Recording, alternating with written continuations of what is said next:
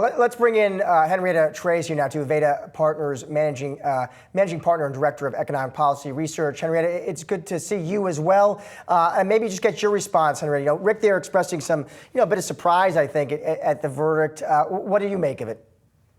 It's certainly shocking to see all 34 potential crimes actively confirmed guilty by this jury of 12. I don't think that the former president can run away from this. I'm particularly concerned, and have been throughout this entire process, about your suburban enclaves. This is the area that Biden won the election on in 2020, and they have shown substantial resistance to Donald Trump throughout this entire primary season, most recently just in Indiana, where they gave 22% of their vote to Nikki Haley, who, of course, dropped off the ballot 2 months ago. This is a searing referendum against former President Trump, and I think will be an uphill battle for him to win back suburban voters that he has lost since 2016, as has the Republican Party. So I think this is a pretty searing indictment on him on every single count. I thought at worst, it would maybe be split on some of them, not all coming back guilty, but watching them be read like that is the worst case scenario outcome for Donald Trump. I want to go back to Rick Newman for a moment. And just to linger on this, to be clear, this is the first former president of the United States who has ever been convicted of a felony. As you said, Rick, the former president is expected to appeal this. But presumably, could sentencing come before that? In other words, could he end up serving jail time as he puts together an appeal? Probably not. There are a lot of different ways this could go. So if you get convicted in a trial like this, the judge can put you in jail, and then you have to post bond. The analysis I've been looking at suggests the judge in this case is very unlikely to do that. That would probably seem to be unnecessary. It does matter that Trump, number one, this is not a violent offense, and number two, Trump has never been convicted of a crime before, so he sort of gets first-time offender privileges. So I don't think we're going to see the judge doing anything like that. But there will, so there will be a sentencing, and then there will be appeal, and this is going to go on for some period of time. It's not over, and we don't know how this is going to affect Trump's chances in the election. I mean, on the surface, you would think it certainly can't be a good thing if you get convicted of 34 crimes.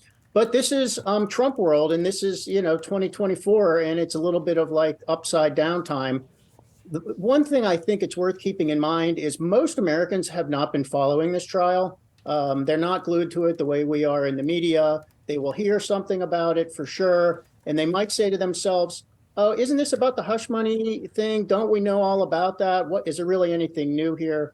And of course, Trump has proven that he is able to turn all his legal problems into fundraising bonanzas. So at some level, he seems to get more support when he loses in court. Now, this is a conviction. The others have only been charges up till now, so this could be different.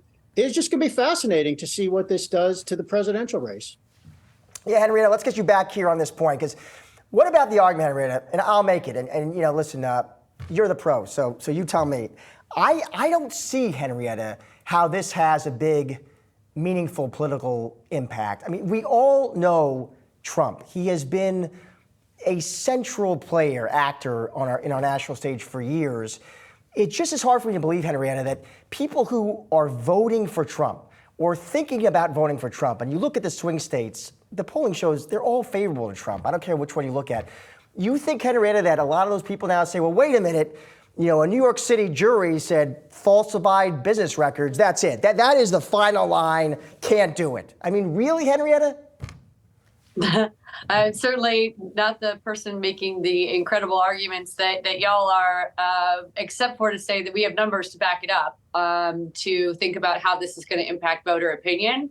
And the stats that I read out before were reality from actual elections. So yeah, I know we have the polling, Henrietta, but it's just, I get the data in the polling, but something about it, I got to be honest, it doesn't seem right to me. It doesn't seem like it makes sense to me that some people would say they've known this guy for years, they're going to vote for him, and falsifying business records is now the reason they say, I'm out.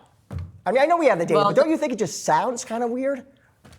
There's about 28% of voters who are open to changing their opinion based on a guilty verdict.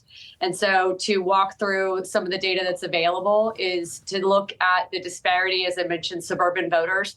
If you look at the polling and the incredible amount of consistency, does this court case matter? Do any of these convictions matter? For most of Americans, it does not, except there's 23% who are open to changing their opinion if he is found guilty. And that's been in poll after poll. And what you want to look at when you see the polls, as you mentioned, that Trump is ahead in the swing states, that's true, but only if you're including all registered voters. That includes youth voters, minorities, and specifically young men. And those voters do not turn out. Indeed, they are less than 5% of the electorate in the 29 and under cohort. So what you want to focus on if you're thinking about prognosticating about the election is how does this impact the voters who will have their mind changed and who are actually going to vote. And in each of those, across Pennsylvania, Michigan, and Wisconsin in particular, Biden does materially better if you ask about likely voters. Those are your suburban, college educated or more educated, more affluent voters, and they make up the bulk of the electorate, including those over the age of 65 who now have trended away from Trump and towards Biden. This is the first election cycle where Democrats are winning in the 65 and up cohort. So the people who are open to being impacted by this are, in fact, your more educated voters. And they are the ones who are following this. And 28% of those say that they are open to changing their mind if there's a guilty verdict. To be clear, I don't have a dog in this fight. I'm not on the campaigns. So I just want to stress that at the outset. But there is a good portion of the population who is paying attention to this. Trump has the exact same number of supporters he did in 2020 as he does today. And what this court case will potentially do with 34 straight guilty convictions is compel those voters in the suburban districts who have a higher propensity to vote to say, you know what, this is not my guy. Wasn't my guy in 2020. He's not my guy in 2024 either. Desperately wants to make this election a referendum on Trump, make Trump the issue rather than Biden the issue, and get voters to forget about inflation, forget about food prices, and their paycheck doesn't buy as much as it used to. My question is, does this alone get that done for the Biden administration? And will this last all the way into October when people are finally deciding whom to vote for? No, I imagine it won't. We are months away from the election. 24% of the electorate does not even decide how they're going to vote until after Labor Day.